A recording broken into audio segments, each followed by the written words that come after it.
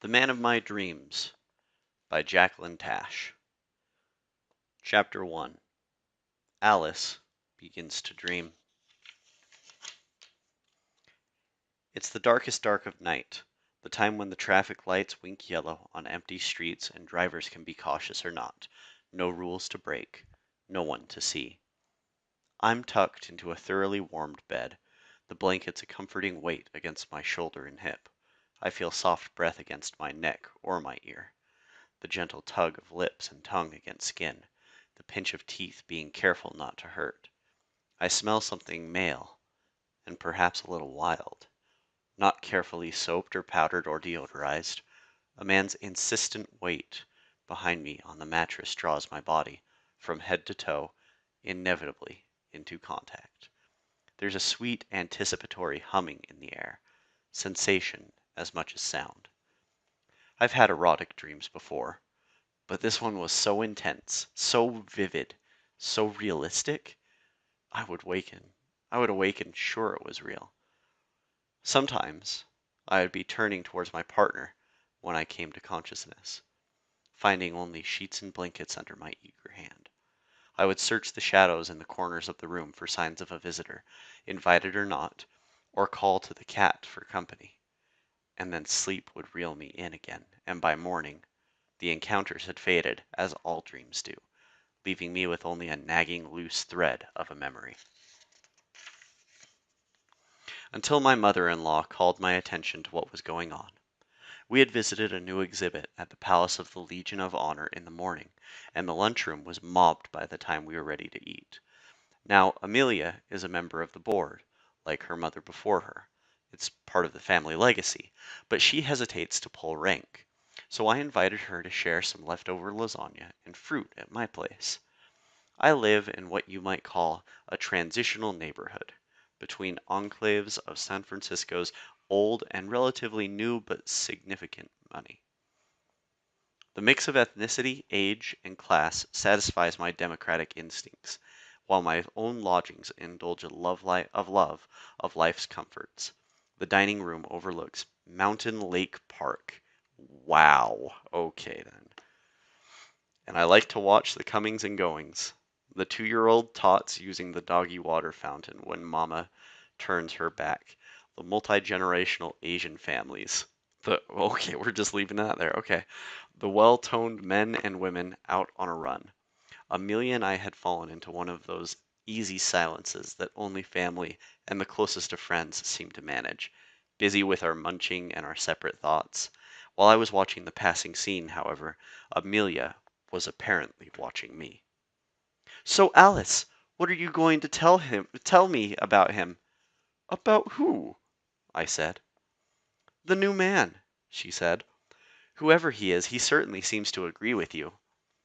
I found myself blushing in spite of the fact that I am legally single, plenty old enough to have a love life, and much too old to be girlish about it. "Amelia, there isn't anyone," I said, which wasn't entirely true. Now, there's no need to pretend," she said, patting my head. "I know I was stubborn for a few years after the divorce, not wanting to hear about you with other men.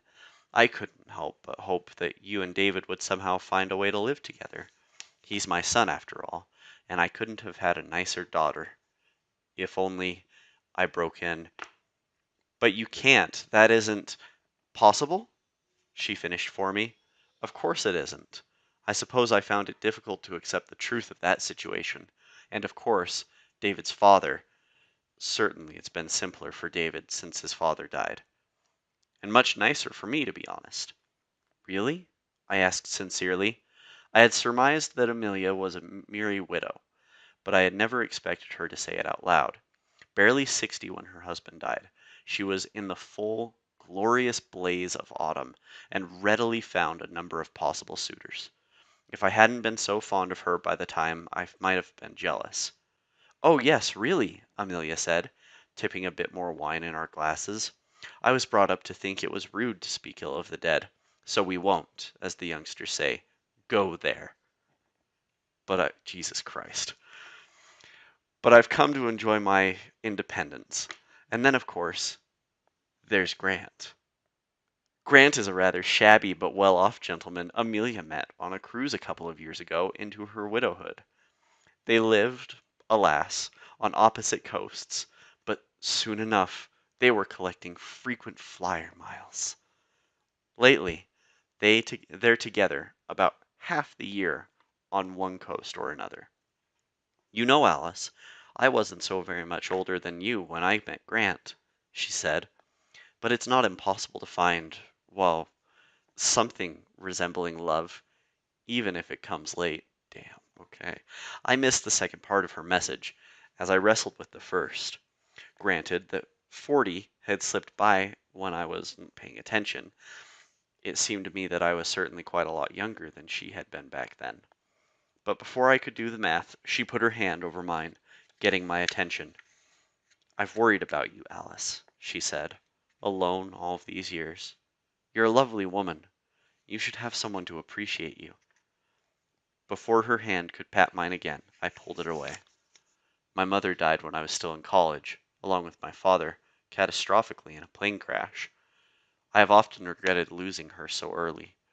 Though we weren't particularly close, I was Daddy's girl. I don't think anyone ever outgrows the need for mothering. But there are times, like this, when I'm reminded that having a mother also means having someone pry into your personal business and offer unwanted advice. "Well, you know, Amelia," I said, letting just enough irritation show to stop this discussion, "you're assuming that I am alone. You don't know everything about my life. In fact, there are parts that you know nothing that have nothing to do with our relationship, parts I keep to myself. In fact, right after my divorce, it seemed just good taste not to discuss the details of my love life with my ex-husband's mother. As time went on, it became a habit. Then, too, I suspected that Amelia might not approve of some of my relationships. I value her approval. And isn't it possible that I've come to enjoy my independence too? After all, I've had mine longer than you've had yours." She shook her head. "There's been no one special in your life," she went on, as if I hadn't spoken. "Until now, perhaps." "Oh, for goodness sake, Amelia, you've developed quite an imagination. I doubt it. Your face is softer, rosier, prettier. Your eyes twinkle. There's someone." We were interrupted by a small sound, something between a chirp and a burble. The fuck's a burble? As my gray Maine Coon cat hopped onto an empty chair, announcing his arrival as he almost always did. "Of course, there's Shadow," I said, playfully grateful for an opportunity to change the subject. How could I forget my handsome little man? Shadow sleeps with me every night. At least, most of the night. I don't know where he spends the rest. You know how cats are? My attempt at wryness was lost on her. Amelia stared at me, then sighed. I certainly hope you found someone as devoted as Shadow and as handsome." She patted his head and he put up with it. Cats, I've learned, generally prefer to be scratched or stroked. Being patted on the head, well, it's something you do to a dog. But Shadow loves Amelia as much as I do, and takes whatever she gives out. When you're ready to talk about this new fellow, please understand that I'm willing to listen," she said. "Or perhaps you'll invite him to join us for lunch one day." I smiled. "Perhaps." The subject turned to her plans for the weekend, and a book I insisted she should read. We said nothing more on the uncomfortable subject of my love life. But as I was washing my face that night, getting ready for bed, I saw in my mirror what Amelia meant. There was genuine color in my cheeks that hadn't been rosy without cosmetic assistance for more than a decade. She was right about the twinkle in my eye, too. Even my hair looked glossier, and it seemed to me the bits of gray had disappeared.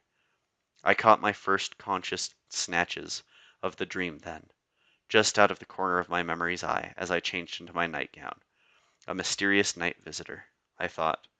That might be rather exciting. Giggling as I pulled back the covers, I pretended to check the bed for signs of a guest, then turned out the light. For just an instant, I thought I felt that weight on the bed behind me, and the dream came fresh to mind. "Shadow?" I called, but the weight had lifted. I giggled again in my silliness, and went to sleep. In the next weeks, those few snatches grew into a whole scenario as I pushed myself to remember more and more detail with each repetition of the dream. And it came often, sometimes. I would feel a hand stroking my arm, my hair, my side. I would feel that soft, warm breath against my throat, my chest, my cheek. Once I saw a man's face bending over mine, our noses touching, our breath mixing in the space between. I waited for a kiss that never came. No matter how I tried to steer the dream into more explicitly sexual activity, we remained chastely but erotically side by side, and the deferral of gratification only seemed to increase my obsession.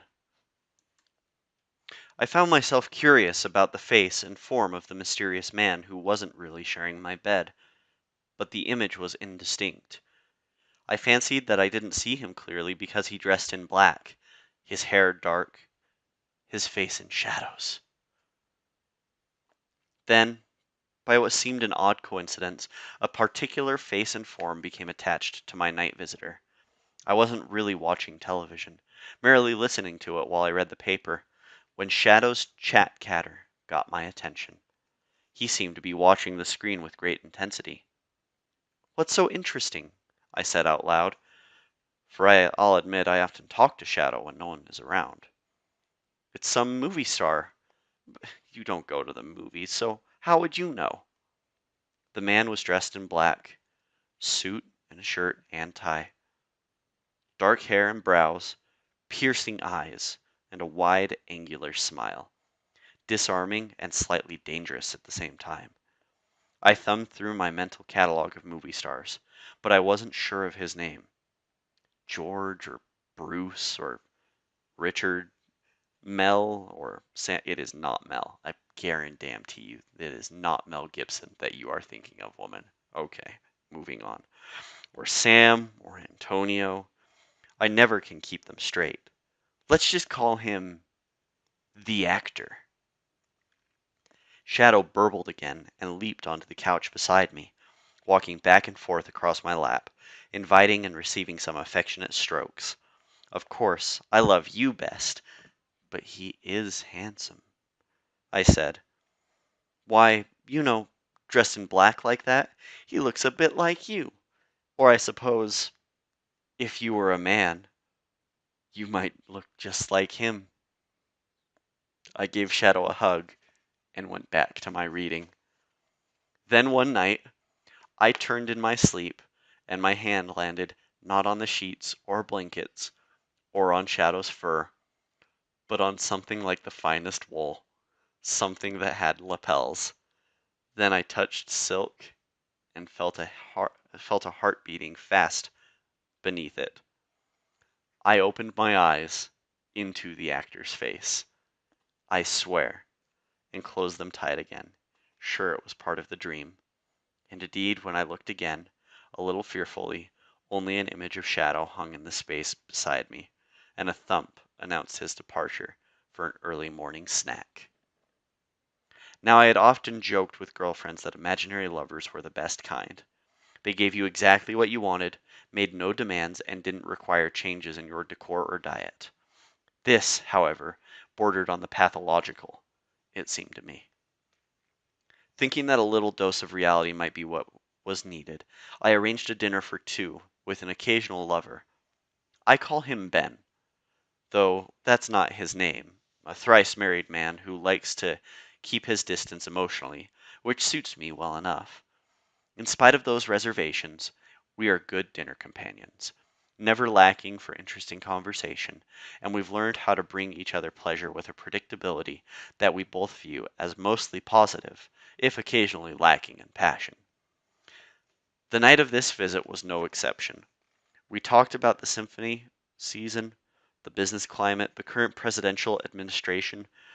He told me his business travels to places I might never go, and I told him things about his social circle he might not otherwise learn.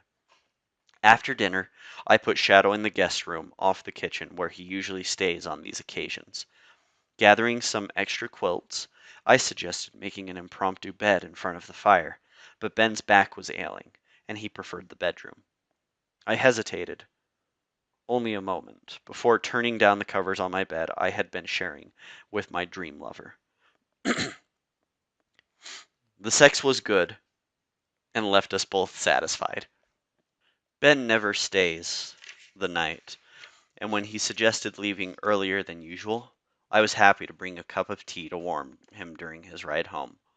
When the door closed on him, I tore the sheets we used off the bed and remade it, then showered for the better part of 20 minutes. By the time I came out, Shadow was having quite a fit in the guest room. I apologized for keeping him there so long, but he wasn't in the mood to forgive. I went to bed alone that night, and no one disturbed my dreams. The next morning I called Sally and invoked an emergency clause in our friendship that allows either of us to command a visit within the next 24 hours. Sally and I are best friends, bonded in times of trouble. When my marriage to David exploded so abruptly, I had what other people used to call a nervous breakdown.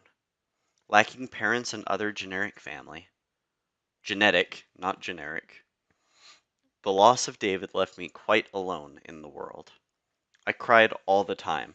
When I wasn't crying, I was usually asleep. I didn't change my clothes for days at a time. I barely ate, and when I did, the menu was most unusual. A jar of olives, for example, or sandwiches made out of pound cake and pickle relish. I still sneak one occasionally. Amelia stepped in and took charge of me, moving me into a carriage house on the back of her property and organizing my life. First off, Amelia found me a marriage and a family therapist, which I thought was rather bizarre, since I no longer had a marriage and might never have a family. The therapist put me into a therapy group with similar distressed ex-wives, where I met Sally. As it happens, Sally is a psychologist, teaching half-time at a local university and keeping a small private practice. Of course, she's not supposed to practice on me, but occasionally she contributes something of her professional experience to our relationship. Mostly, we have fun shopping, eating, and gossiping together, and we cry on each other's shoulders as needed. This would be one of the latter times. We met at a cafe off Fillmore near her office. It was one of those sultry, summer like September days so common in San Francisco, and the restaurant had put a few tables on the sidewalk outside. I sat there watching her hurry across the intersection to join me, giving no thought for the rush of cars and bikes that cleared a passage for her. "I'm starving," she said with no other greeting. "Let's order first." We did. No sooner had my wine and her iced coffee arrived than she interrupted my small talk without apology. "So I figure it must be about this new guy," she said. "Tell me everything." I was stunned. "How do you know about this?" Her hand waved dismissively, then detoured to the breadbasket. "I assume you told Amelia about it. Amelia had David over for dinner last week, and I saw David at a hospital fundraiser over the weekend. You didn't show. You owe me." "I wasn't feeling well," I said, though actually I had just wanted to go to bed early that night, hoping to dream. "So who is he?" "There isn't any he. But according to David, Amelia says you look like you're making love 2 or 3 hours a night." "You know Amelia would never say such a thing. That's David's vision of a perfect life." Sally paused to dip another slice of bread in the olive oil. "So," she said, "let's start again. If there isn't any he, then what's up?" I pondered, sitting at my table over breakfast, worried about this obsession and how it was getting out of hand, and it had been all too easy to reach for the phone and call Sally. Now I had to tell her something, and the words were hard to find. "I've been having some disturbing dreams," I began. "Nightmares?" "Not exactly. Actually, the dreams are very pleasurable. That's the problem." "So, you're dreaming about a he?" I stared at her. "How do you do that?" "Oh, come on," she said. "I don't need an advanced degree to know that when a middle-aged woman has a very pleasurable dream, it's probably about a man. Or in some cases, a woman? I suppose. Everyone experiences this then." She shrugged. "I don't know what you've experienced yet, so I couldn't say." I told her almost everything about the physical sensations, about my growing obsession, about imagining that I actually saw a man lying beside me. I didn't include the part about the actor, because that seemed embarrassingly adolescent, as though I was Judy Garland singing to Cary Grant's photograph, or some teenager mooning over Elvis, or Mick, or whoever people moon over today. And as I talked to her, the whole thing seemed embarrassing enough as it was. "I know you're going to say. I know what you're going to say," I concluded. "I've been on my own too long. I'm having an attack of menopausal horniness with a tinge of Miss Lonely Hearts. I'm too pitiful for words." "But you just described yourself." "Okay." She laughed. "You're always so generous in describing yourself." Oh my god, okay. "I wasn't going to say any of that. I am wondering if you've gotten laid recently. Or hooked up, as my students would say." "Last night," I said, "our salads arrived." "So how was it?" she asked, when the waiter left.